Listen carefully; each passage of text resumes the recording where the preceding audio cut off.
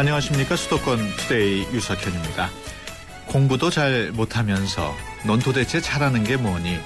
무심코 던진 이런 한마디 말로 인해서 상처 입은 아이들이 많습니다.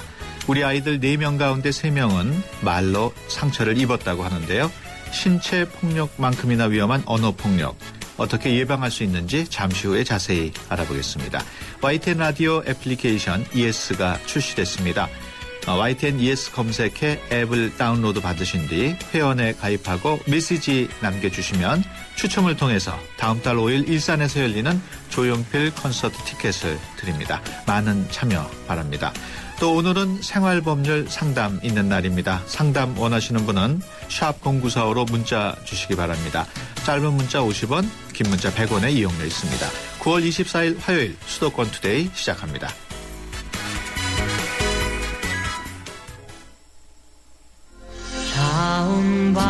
안녕하세요. 파페라 테너 임형주입니다. 제가 해외 공연 많이 다니는 거 아시죠?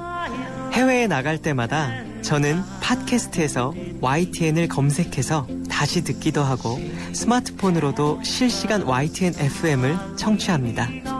전 세계 어디서나 YTN FM 수도권 투데이 꼭 기억해주세요. 파페라 테너 임형주도 YTN FM 수도권 투데이입니다.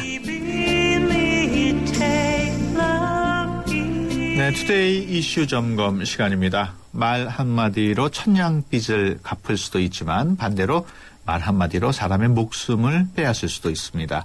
예전에는 몸으로 치고받고 싸워야 폭행으로 인정했습니다만 요즘에는 새치혀로도 얼마든지 사람을 공격할 수 있다는 사실을 받아들이고 있습니다. 경기도 교육청에서는 이런 언어 폭력을 예방하기 위해 여러 가지 계획을 세우고 있다고 합니다. 어떤 내용인지 경기도 교육청 오덕환 장학관 전화로 연결해서 자세히 알아보겠습니다. 안녕하십니까? 예, 안녕하세요. 네, 교육청 학교인지원과 장학관 오덕환입니다. 네, 반갑습니다. 교육청에서 언어폭력 예방 계획을 마련할 정도로 학교 언어폭력이 굉장히 심각한 상황이라고 봐야 되겠죠? 예, 전국적으로 학교 폭력이 줄어들고 있는 추세이고 경기도도 전국 학생 대비 4분의 1이 넘으나 전국 대비 많은 그 학교 폭력은 감소율이 보이고 있습니다. 네. 그러나 교육부 발표 그 학교 폭력 설문조사 결과에도 지난해 2차 설문조사나 올해 1차 조사 설문 결과 그 언어 폭력이 가장 높게 나타나고 있습니다. 네. 심각하다고 할 수 있고 그 학교 폭력 피해를 입었다는 학생들이 중복으로 응답한 결과이긴 합니다. 네. 그 언어 폭력은 각종 그 폭력 유형 발생 시 대부분이 같이 발생하고 있다고 이렇게 판단이 되기 때문이죠. 네. 그 언어 폭력이라고 하면 정확하게 어떤 걸 말하는지 잘 모르시는 시청자분들도 있을 텐데 좀 설명을 좀 해주시죠. 예, 욕설을 하여 이제 상대방의 내적인 그 명예나 감정을 훼손하는 행위는 우리가 모욕죄에 해당합니다. 그래서 예. 학교 폭력 중에 하나인 언어 폭력에 해당이 된다고 볼 수 있고요. 예. 단 친구끼리 서로 욕을 하면서도 기분이 상하기는커녕 오히려 친근감의 표현이나 즐거워했다면 명예훼손이나 모욕죄가 성립하기 어렵고 역시 네. 언어폭력으로 보기 어렵습니다. 네. 그렇지만 언어폭력 학생들이 자기도 인식하지 못한 상태에서 언어를 함부로 사용해서 상대방의 피해를 입히는 건 각별히 조심해야 된다고 생각합니다. 네. 지금 말씀하시는 걸 들어보니까 언어 폭력이라는 게 단순히 욕설을 뜻하는 것은 아니군요. 예, 일반적으로 그 욕으로 하는 것과 새끼나 놈 붙이고 있는데 또한 개인의 능력을 그 비하하는 거, 또 성격을 비난하거나 조롱하는 거, 넌 너무 고집이 세다든가 또는 가정 환경 등을 비하하는 경우가 포함되고 또 피해 당사자가 처해 있는 그 사실을 이야기한다 하더라도 예를 들어서 이성관계가 복잡하다, 손버릇이 나쁘다든지 이와 같이 해서 험담을 해서 상대방의 평판을 떨어뜨리고 마음에 상처를 준다면 모두 언어폭력으로 볼 수 있습니다. 네. 그 사람에 따라서 정도가 좀 다를 수도 있고 또 어느 정도까지는 장난이나 훈육으로 받아들일 수도 있을 텐데 정확하게 언어폭력 여부를 구분하는 기준은 뭡니까? 예, 가해자는 훈육이나 또는 장난으로 행위일지라도 그 상대방이 심적으로 우축되거나 상처를 입는다거나 힘이 불쾌감을 느낀다면은 이것은 학교 폭력이며 언어 폭력으로 볼 수 있습니다. 그렇군요. 그 말이 좀 심하다 이렇게 느끼면서도 그렇게 문제가 되는 것인지 쉽게 와닿지는 않았는데 어떻습니까? 예, 대부분의 그 신체 폭력은 언어 폭력부터 시작되기 때문입니다. 예. 체격 조건이나 그 능력면에서 우위에 있는 학생이 약한 학생에게 굴욕감을 주어 정신적인 스트레스를 주는 경우 사소한 행위일지라도 피해 당사자에게는 심리적 고통이 매우 크게 줄 수밖에 없습니다. 네. 그래서 사소한 말 실수로 인해서 말다툼이 되고 또 욕설과 상대의 비난, 모멸주기가 결국 큰 싸움으로 번지기 때문이죠. 예. 그 언어 폭력이라는 것이 사실 예전부터 쭉 있어 왔던 것인데 요즘 그 아이들이 너무 약해서 문제가 되는 건 아닐까요? 어떻습니까?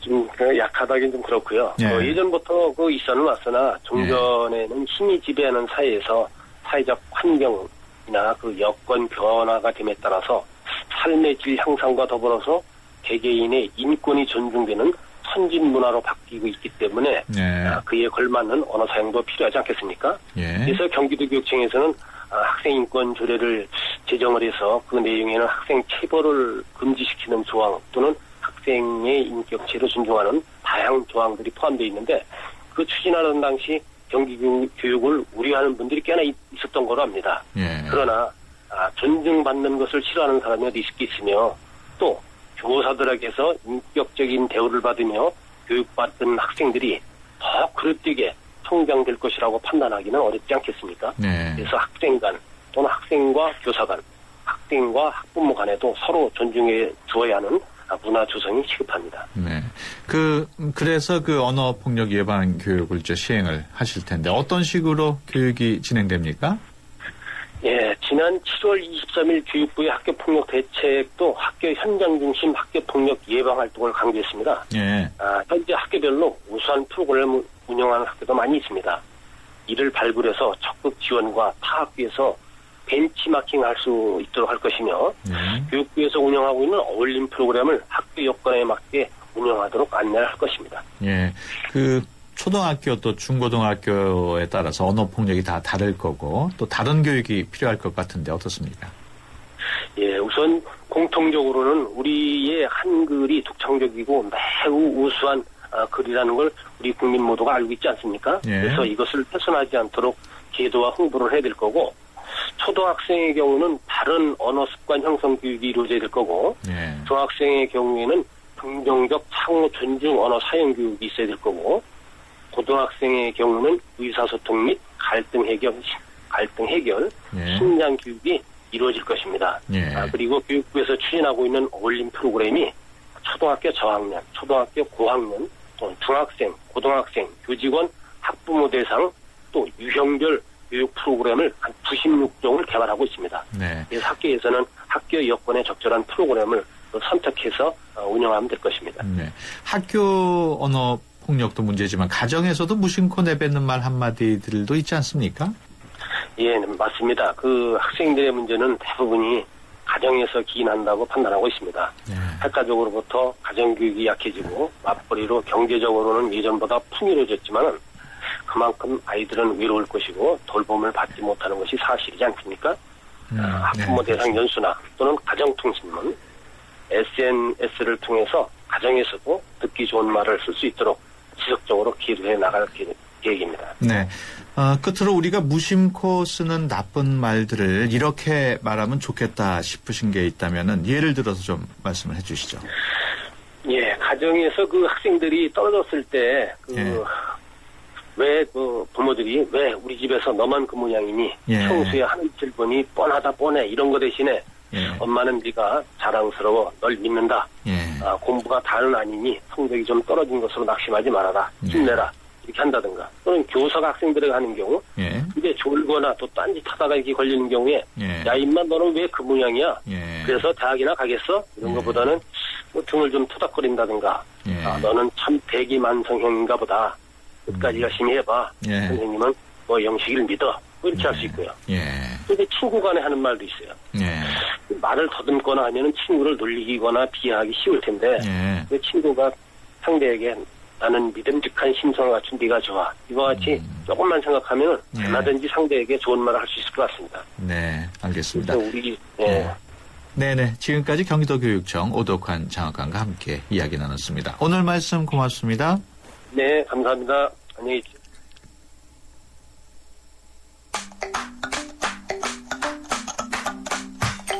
수도권 투데이. 엄마, 수도권 투데이 틀어주세요. 수도권 투데이 진짜 재밌어요. 나도 들어봤는데. 나도 들었어. 94.5. 94.5. 수도권 투데이 같이 들어요.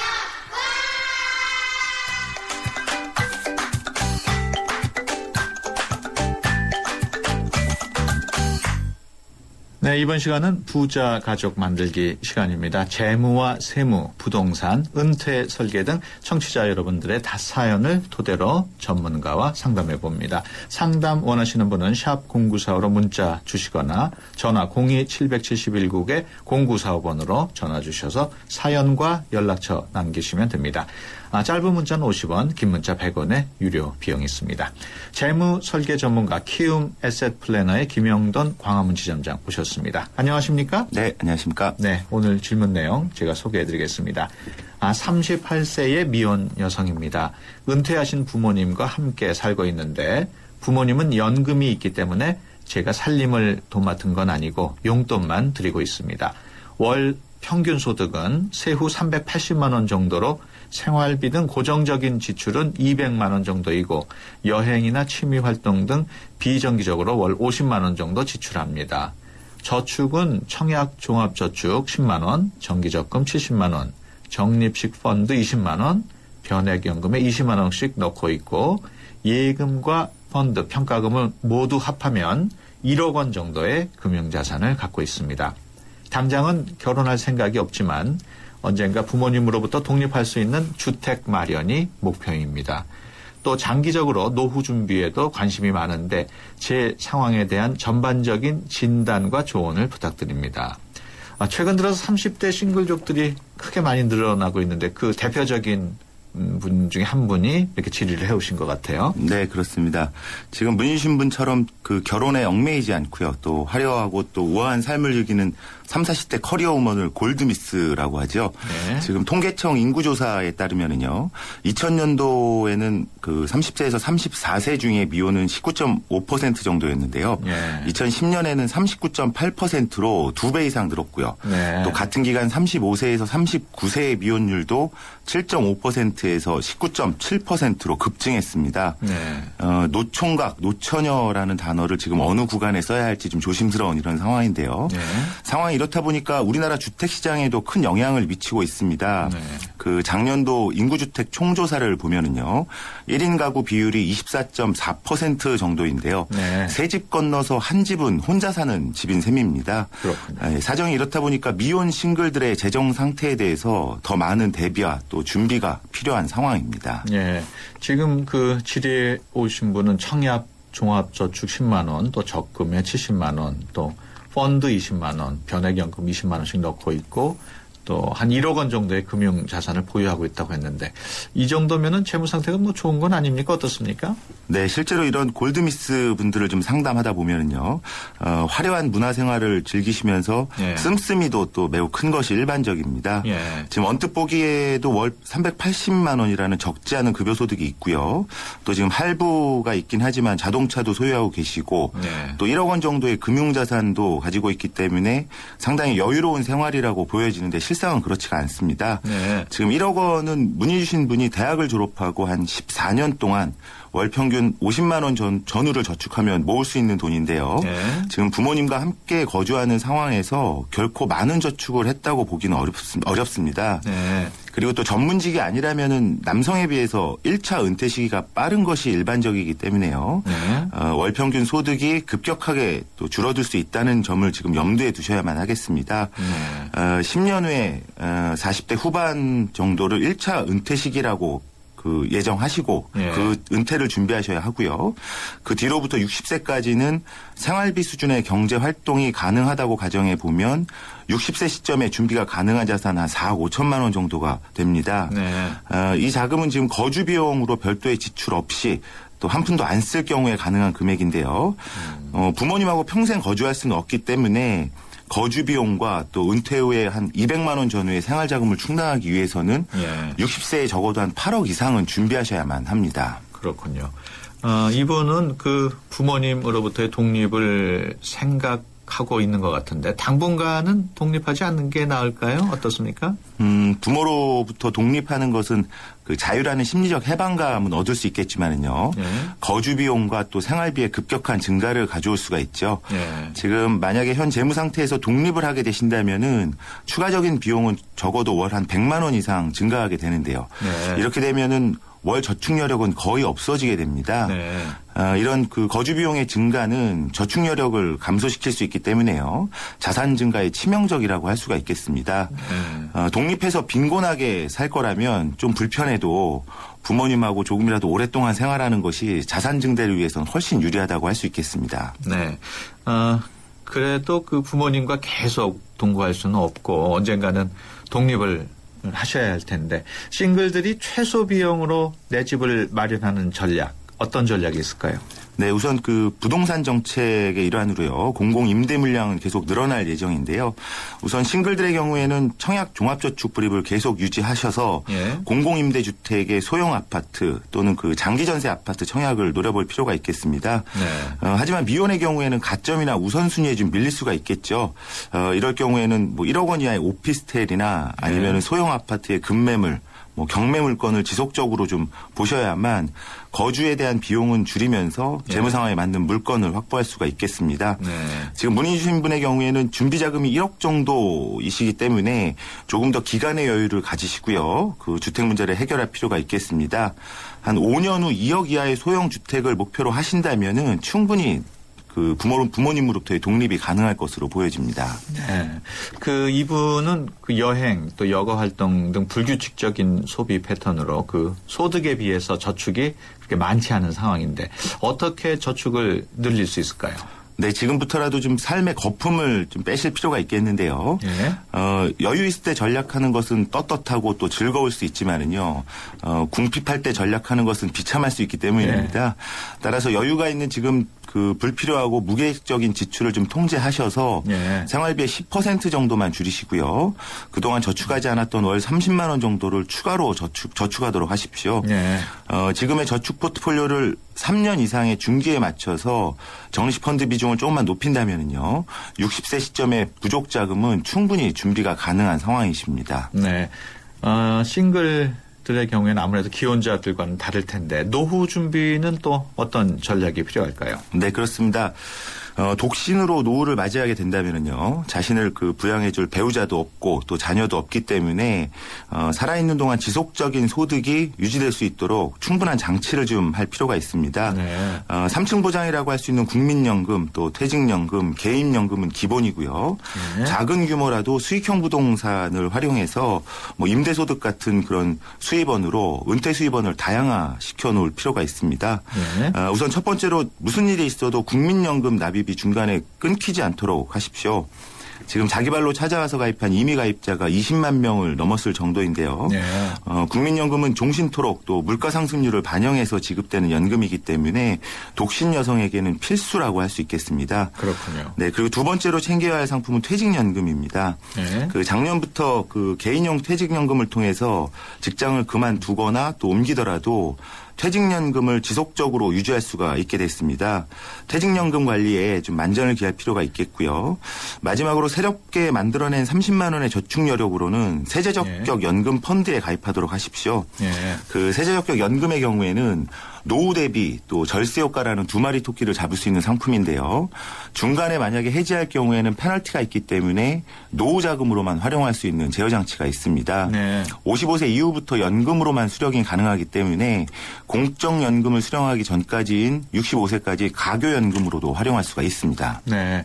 그 미혼 싱글의 경우 보장성 보험에도 신경을 써야 할 것 같은데 어떻습니까? 네. 그 자신의 소득 외에 지금 다른 소득원이 없는 미혼 싱글의 경우에는요. 갑작스런 사고나 또 질병 치료로부터 발생하는 의료비는 재무적인 큰 문제가 될 수가 있습니다. 네. 미혼 싱글의 경우에는 사망자금의 필요성은 거의 없지요. 따라서 종신보험은 맞지 않고요.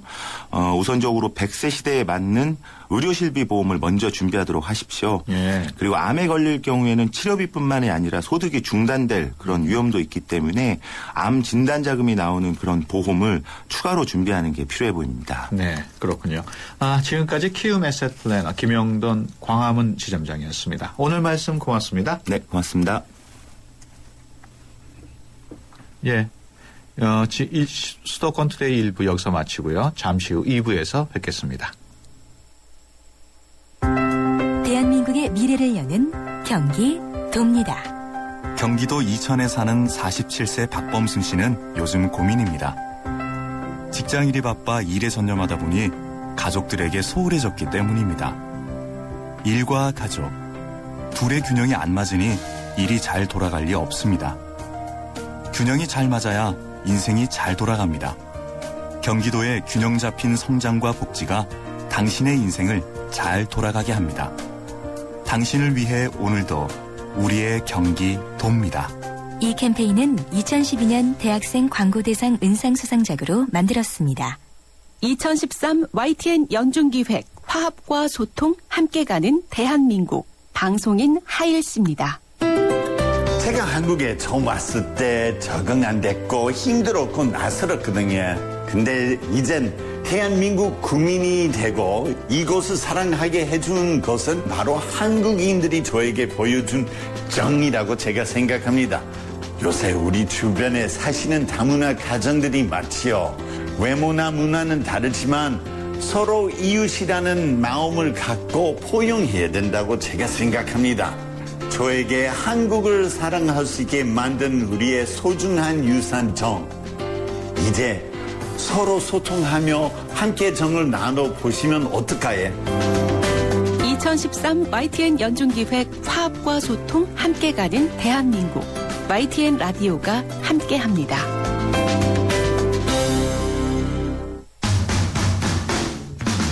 어제보다 더 아름답고 힘찬 오늘을 살아봐요. 그때와 함께 지금 열어가는 수도권 투데이. 네, 수도권 투데이 2부 시작합니다. 2부에는 생활법률 상담실이 마련되어 있습니다. 생활 속에서 발생한 일들에 대한 법적 관계, 어떻게 정리해야 할지 궁금하신 분들은 02-771국에 0945번으로 전화 주시거나 샵 0945로 문자 주시면 됩니다. 짧은 문자 50원, 긴 문자 100원의 이용료가 있습니다. 수도권 투데이 2부는 수도권 뉴스 브리핑 듣고 시작하겠습니다. 김섭 아나운서 전해주세요. 네, 수도권 뉴스 브리핑입니다. 서울 마포경찰서는 취객의 지갑을 훔친 혐의로 현역 해병대 하사 20살 홍모 씨를 붙잡아 헌병대에 인계했습니다. 홍 씨는 지난 22일 새벽 서울 홍익대 근처에서 길가에 쓰러져 있는 취객을 부축하는 척하며 지갑을 훔쳐 달아난 혐의를 받고 있습니다. 홍 씨는 경찰에서 친구와 함께 술을 마시고 길을 가다 취객을 발견하자 우발적으로 범행을 저질렀다고 진술했습니다. 지난달 발생한 인천 모자 실종 사건과 관련해 어제 어머니 시신에 이어 오늘 장남 시신이 발견됐습니다. 인천 남부경찰서는 오늘 아침 7시 50분쯤 경북 울진군 소강리에 있는 야산에서 장남 32살 정화석 씨의 시신을 발견했다고 밝혔습니다. 정 씨의 시신은 어제 발견된 어머니 김혜숙 씨와 같은 수법으로 비닐과 이불 등에 겹겹이 둘러싸여 있던 것으로 전해졌습니다. 서울 영등포역 파출소 흉기 난동 사건으로 중태에 빠졌던 피해 남성이 어젯밤 숨졌습니다. 사건 피해자 38살 홍모 씨는 어젯밤 9시 58분 과다출혈 등으로 인한 혼수 상태에서 깨어나지 못하고 끝내 숨졌습니다. 앞서 홍 씨는 지난 20일 밤 서울 영등포동 영등포역 파출소에서 경찰 조사를 받기 위해 기다리다 55살 송모 씨가 휘두른 흉기에 찔려 중태에 빠졌습니다. 당시 파출소에는 근무자 5명이 대기하고 있었지만 송 씨를 저지하지 못했습니다. 어젯밤 8시 50분쯤 서울 고척동에서 34살 김모 씨의 차량을 56살 이모 씨가 몰던 승용차가 들이받았습니다. 이 사고로 김 씨가 왼쪽 다리를 다쳐 병원에서 치료를 받고 있습니다. 지금까지 수도권 뉴스 브리핑이었습니다.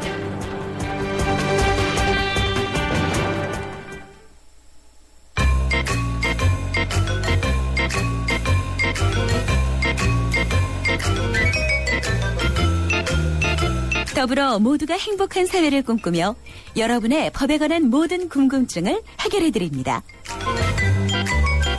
수도권 투데이 생활법률상담실 조상원 변호사님. 네, 조상원 변호사입니다. 네, 매주 화요일에는 생활법률 상담실을 통해서 여러분의 법률 고민 해결해 드립니다. 오늘도 조성환 변호사 스튜디오에 나왔습니다. 안녕하십니까? 네, 안녕하세요. 네, 첫 번째 상담 사연 제가 소개해 드리겠습니다. 3819번으로 온 사연인데요. 추석에 고향집에 내려갔습니다. 옆 건물이 공사 중이었지만 별 신경 안 쓰고 주차장에 주차를 했습니다. 그런데 하루 지나서 성묘를 가려고 나와보니까 제 차 옆 건물에서 날아온 시멘트 가루가 차에 뒤덮여 있었습니다. 시멘트 작업을 할 때는 미리 전화를 줬어야 하는 거 아닌가요? 추석을 앞두고 큰 마음 먹고 산 새 차인데 미세한 시멘트 가루로 스크래치가 생겼습니다. 공사 감독에게 따졌더니 보상이 안 된다고 하는데 정말 억울합니다. 배상이 가능할까요? 뭐 이런 내용입니다. 네. 그 옆 건물에서 공사를 할 때 주변에 피해를 준 사례인데 이런 경우에 미리 경고나 주의의 의무 같은 건 없습니까? 예, 원칙적으로는 이제 공사를 하게 되면 그 공사장에서 발생하는 먼지의 비산을 막거나 그러한 소음을 막기 위해서 어떤 차양 벽을 설치하거나 이런 식의 조치를 해야 됩니다. 네. 그렇지 않아서 거기서 날린 먼지나 어떤 그 부분으로 인해 가지고 피해가 입거나 네. 아니면 소음 피해가 일정 수준을 넘거나 하게 되면 다 그런 부분에 대해서 배상 책임이 있게 되는 거죠. 예, 그렇다면은 지금 문의하신 대로 그 새 차인데 시멘트 가루로 그 스크래치까지가 생겼다면 보상이 가능하겠네요? 예. 그것이 날라와서 예. 뭐 미세한 가루뿐만 아니라 조그만 돌멩이 같은 것들이 공사장 쪽에서 날라와서 차에 어떤 그러한 그 흠집이 났다면 예. 그 부분에 대해서는 당연히 보상을 청구하실 수가 있습니다. 예. 근데 만에 하나 그 시멘트 가루를 이렇게 닦다가 만약에 그러한 긁힌 상처가 난 거라면 그 긁힌 부분에 대한 것까지 공사장에다가 물기는 좀 어려울 것 같긴 하고요. 그렇군요. 그런 것이 아니라 근데 날라와서 정말 흠집이 난 것이라면 예. 그 부분에 대한 배상을 청구하실 수가 있습니다. 그렇다면 그 어떤 식으로 보상을 받을 수 있을까요? 예, 원칙적으로는 권리가 있다 하더라도 상대방이 그것에 수긍을 하지 않으면 네. 결국 분쟁이 될 수밖에 없고 결국 해결이 안 되면 이제 법적인 절차로 밟을 수밖에 없겠는데요. 예. 원칙적으로 그러한 그 공사장 측의 책임이 있는 것은 맞습니다. 근데 그쪽에서 제대로 협의를 안 해줬을 경우에는 소송을 가야 되는데 사실 그 금액 자체가 다투는 예. 금액 자체가 크지 않은 그런 상황에서 법적 소송 절차를 밟는 것 자체가 오히려 또 이 피해자분에게 또 다른 어떤 예. 번거로움이 될 수도 있거든요. 예. 그렇기 때문에 일단 최대한 그 공사장 측을 설득을 해서 적정한 수준에서 협의를 하는 것이 좀 예. 나을 것 같습니다. 그렇군요. 두 번째 사연 소개해 드리겠습니다. 8153번으로 들어온 내용인데요. 새벽에 장례식에 다녀오다가 고속도로에서 사고가 났습니다.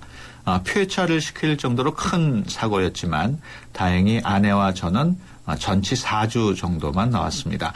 사고 당사자들은 3대7로 합의가 이루어졌는데 화물공제조합이 합의를 해주지 않았습니다. 상대방 기사가 전기 화물 운전자인데 왜 화물공제조합에서는 사고 당사자들의 합의를 무시하고 자기 주장만 하고 있는지 이해가 되지 않습니다. 보험금도 받지 못하고 있는데 어디에다 하소연을 해야 하나요? 당사자끼리는 합의가 됐는데 화물공제조합이 합의를 안 해준다는 얘기인데 이런 게 가능합니까? 예, 뭐 가능 여부를 따지면 있을 수는 있습니다. 네. 그러니까 이 사고 당사자들의 합의, 이제 한마디로 그 사고를 발생한 가해자와 피해자 사이에 이런 식으로 과실 비율을 나누자라고 합의를 하게 되면 예. 그 과실 비율은 그 당사자에게는 유효합니다. 예. 즉 피해자가 그 가해자에게 책임을 물을 때는 3대7의 비율로서 책임을 물을 수가 있는데요. 예. 이 가해자가 가입한 공제조합이나 보험회사에다가 그것을 책임 대신해서 물을 때는 당사자 사이에 합의한 이 과실 비율을 그대로 주장할 수는 없습니다. 왜냐하면 이러한 과실 비율이라는 것은 객관적으로 어떠한 그 사정을 봐서 판단해야 되는 부분인데 그렇죠. 당사자들끼리 임의로 결정을 했다는 것에 대해서 보험회사가 그거를 반드시 따라야 되는 것은 아니거든요. 예.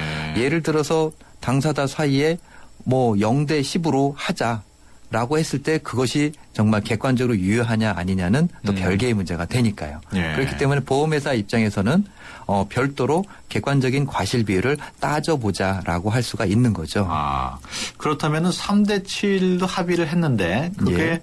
그 공제조합에서 이거 뭐 일리가 있다 이렇게 판단할 수도 있겠네요. 그렇죠. 만약에 예. 공제조합 측에서 그것이 자기네들한테 불리하지 않다라고 판단을 한다면 그것을 그대로 인정하고 그에 예. 따라서 보상을 할 수도 있습니다. 그렇군요. 그 화물 공제조합이 합의를 안 해준다면 보험금 수령이 안 됩니까? 그렇지는 않습니다. 예. 일단 보험금이라는 것은 공제조합 측에 청구를 할 수가 있는 것이고요. 예. 단지 그 금액을 즉 과실 비율에 따라서 금액이 달라지는 거기 때문에 예. 얼마를 청구할 수 있는지가 문제가 되는 것이지 보험금을 청구해서 받는 것은 문제는 되지 않습니다. 그렇군요. 그렇다면 이분이 이제 이 문제를 해결하려면 어디로 가야 할까요? 예. 뭐 계속해서 이제 분쟁이 발생하게 되면 예. 그 결론적인 부분은 법적 절차밖에 없게 되는데요. 예. 보통 교통사고로 인해서 어떠한 그 피해가 발생했을 경우에 그런 경우에 대부분 피해자는 보험회사를 상대로 해서 그렇죠.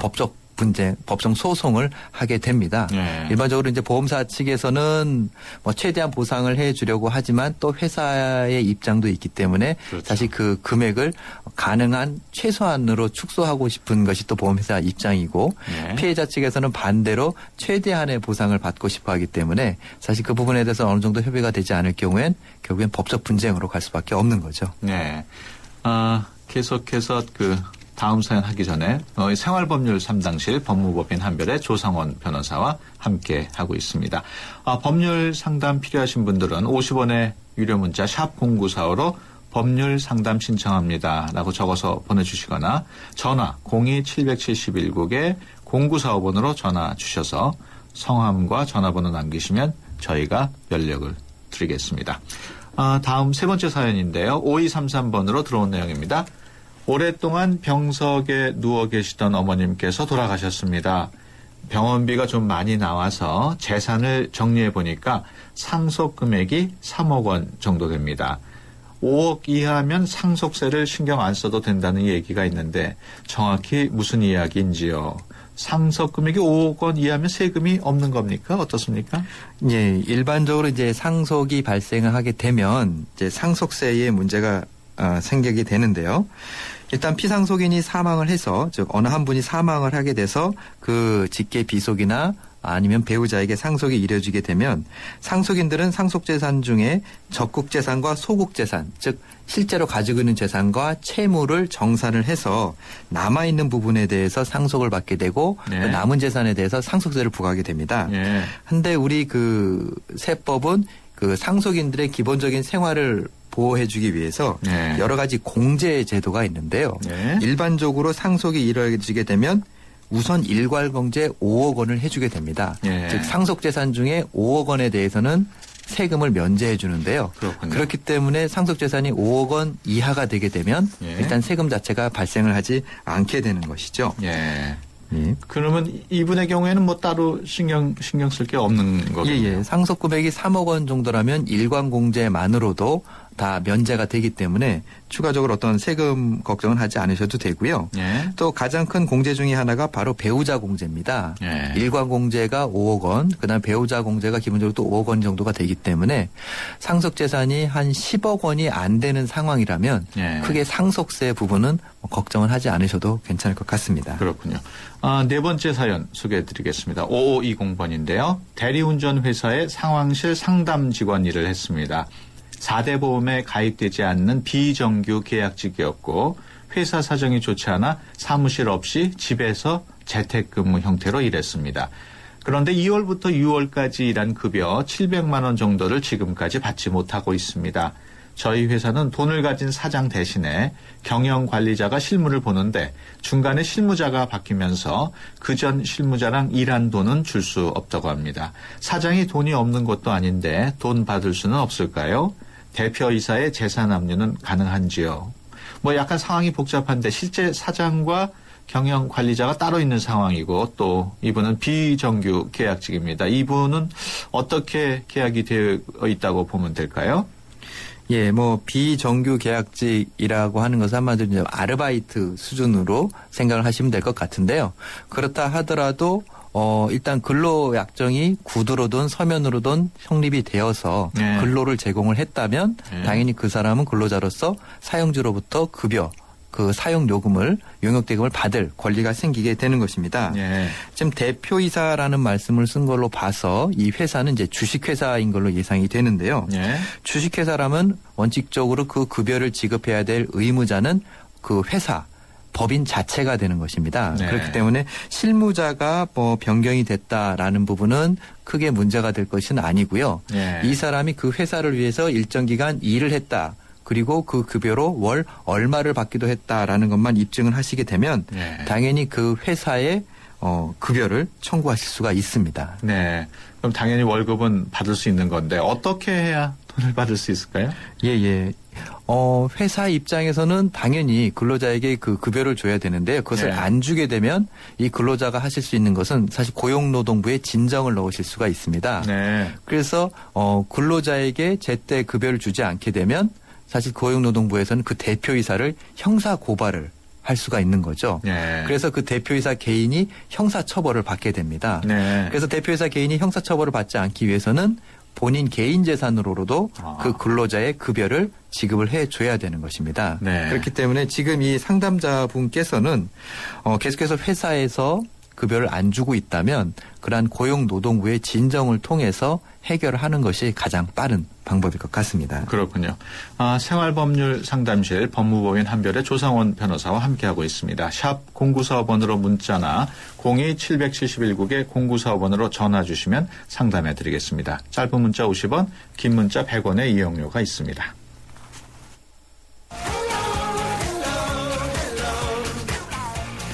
내 손안의 라디오 예스. YTN 라디오 앱 예스가 드디어 애청자 여러분의 손안으로 찾아갑니다. 지금 앱으로 막 들어온 사연인데요. 정시범 씨는 조용필 콘서트 티켓 받고 싶습니다. 아내가 요즘 힘든 일이 있었는데 노래로 위로해주고 싶네요라고 하셨고요. 김재호 씨는 저는 아침에 출근할 때 YTN 라디오 들으면서 출근하는데요. 좋은 정보를 들으니 참 좋습니다라고 보내주셨습니다. 그리고 김현군 씨는 예스 음질이 너무 좋습니다. 버퍼링도 없고요. 그리고 사고 발생한 것도 힘든데 보험사끼리 서로 좋은 조건에 합의합니다. 사고 당사자끼리 합의한 내용은 그냥 참고만 하는 것 같습니다. 라고 사연도 같이 보내주셨습니다. 자, 여러분들도 참여하실 수 있습니다. 지금 바로 구글 플레이 스토어나 애플 앱 스토어에서 YTN 예스 검색해서 YTN 라디오 앱을 설치하시고 실시간으로 참여 메시지와 사연 남겨주시기 바랍니다. 매일 한 분씩 추첨을 통해 10월 5일 고양시에서 열리는 조용필 투어 콘서트 헬로우의 티켓을 여러분께 드립니다. 내 손안의 YTN 라디오 예스. 지금 바로 구글 플레이 스토어로 예스.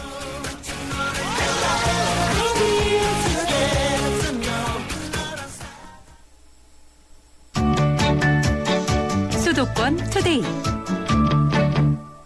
네, 조성원 변호사와 함께 생활법률 상담하고 있는데요. 지금 방금 또 문자로 들어온 내용이 있습니다. 1777번으로 들어오신 건데요. 안녕하세요. 제가 전에 급여와 기타 금을 못 받은 게 있어서 재판으로 판결 승소해서 돈을 달라고 하니까 본인 명의의 재산이 없어서 못 준다라며 주질 않고 있습니다. 정작 본인은 형제, 친척, 아내 명의로 사업을 계속하면서 아주 잘 살고 있습니다. 받는 방법이래봤자 동산 등에 대한 임의 경매 방법만 있는데 이건 너무 미미합니다. 채권액은 아직 많이 남았는데 어찌해야 받을 수 있을까요? 전두환 추징법 같은 거 만들었으면 좋겠어요. 뭐 이렇게 보내주신 분이 계신데 어떻습니까? 예. 지금 오히려 이런 식으로 채권자들이 이제 돈을 못 받아서 힘든 경우도 있고 지금처럼. 근데 이제 채무자가 아까 부당한 어떤 불법 추심 때문에 괴로움을 당하는 경우도 많은데요. 이런 식으로 채무자가 사실 재산을 가족이나 다른 사람 명의로 해놓고 사실 배째라식으로 버티게 되면 사실 채권자 입장에서는 답답할 수밖에 없습니다. 그렇기 때문에 이런 경우에는 아까 말씀드린 고용노동부 진정을 통해서 그 대표자에게 어떤 형사 고발이 들어갈 수 있게 하는 방법이 있겠고요. 예. 근데 그렇다 하더라도 형사 고발을 했어도 대표자가 한마디로 배째라식으로 안 주게 되면 예. 그 이전에 대표자 이 사장이 명의로 되어 있던 재산을 가족들한테 넘긴 이력이 있다면 사실 그것을 사회행위 취소나 예. 이런 것을 통해서 다시 되돌려서 집행을 할 수 있는 방법이 있긴 합니다. 좀 예. 번거롭고 복잡한 방법이긴 하지만요. 예.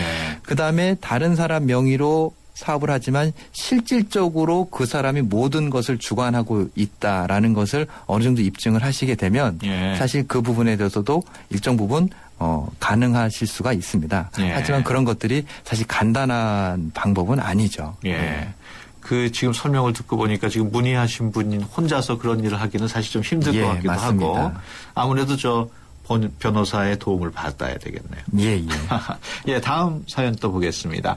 2347번으로 들어온 내용인데요. 명의도용을 당해서 8천만 원의 빚이 있습니다. 파산 신청을 하고 싶은데 제가 대출 받았다는 것을 인정해야 파산이 가능하다고 합니다.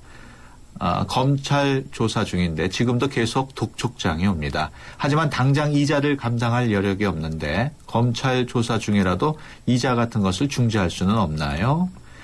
명의를 도용당해서 생긴 빚인데 파산 신청할 수 없나요? 뭐 어떻습니까?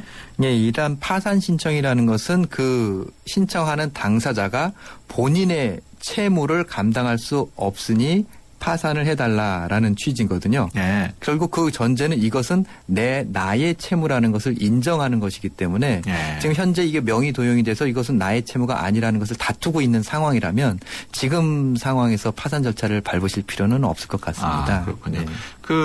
검찰 조사 결과 명의 도용 사실이 밝혀지면 빚을 안 갚아도 되는 겁니까?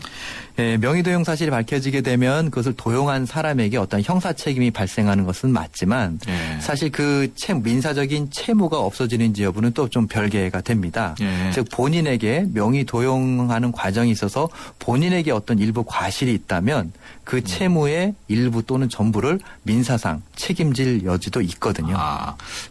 우선은 검찰 조사 중이라도 추심을 정지할 수는 없습니까? 지금 상당에서는 이제 보면 채권자가 이게 단순히 독촉을 하고 있는 상황인 것 같은데요. 예. 그러한 그 법적 절차를 밟는 것이 아니라 단순히 독촉을 하고 있는 중이라면 예. 그것을 중단시킬 그럴 방법은 따로 없습니다. 네. 하지만 법적 소장이라든가 이런 그 법원으로부터 어떤 통보가 와서 법적 절차가 진행된다면 그때는 적극적으로 대응을 하셔야 될 겁니다. 예. 지금 말씀하시는 중간에도 계속 문자로 질의가 들어오는데 시간 관계상 오늘은 여기서 줄여야 될 것 같습니다. 지금까지 법무법인 한별의 조상원 변호사와 함께했습니다. 오늘 말씀 고맙습니다. 네, 고맙습니다. 베를린의 하늘에 대한, 파리의 하늘에 대한, 슈투트가르트의 하늘에 대한, 유럽의 모든 하늘에 대한 대한항공의 사랑. 체코항공의 2대 주주가 되어 시작합니다. 유럽 하늘에 우리의 위상을 높일 대한항공을 기대해 주십시오. Excellence in Flight, Korean Air. LG G2는 왜 렌즈가 움직이는 1300만 화소 OIS 카메라를 만들었을까? 정답은 TV 광고에 Learning from you. LG G2.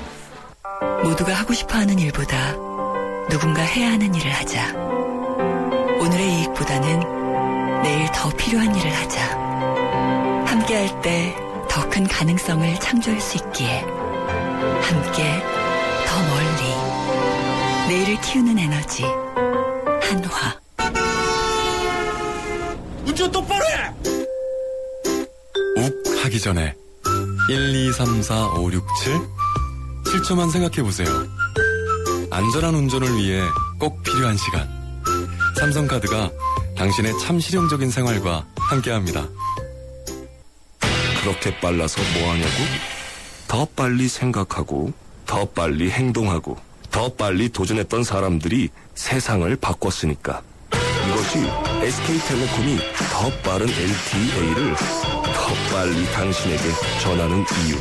LTA는 SK텔레콤. 네, 방금 전에 들어온 내용이 하나 있는데요.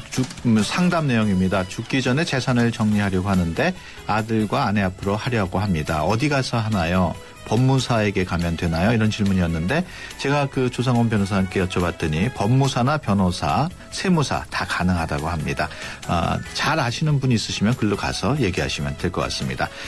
조용필 티켓 당첨자 8883번 당첨되셨습니다. 축하드립니다. 수도권 투데이 오늘 순서는 여기까지고요. 내일 오전 9시 10분에 다시 찾아뵙겠습니다. 함께해 주신 여러분 고맙습니다.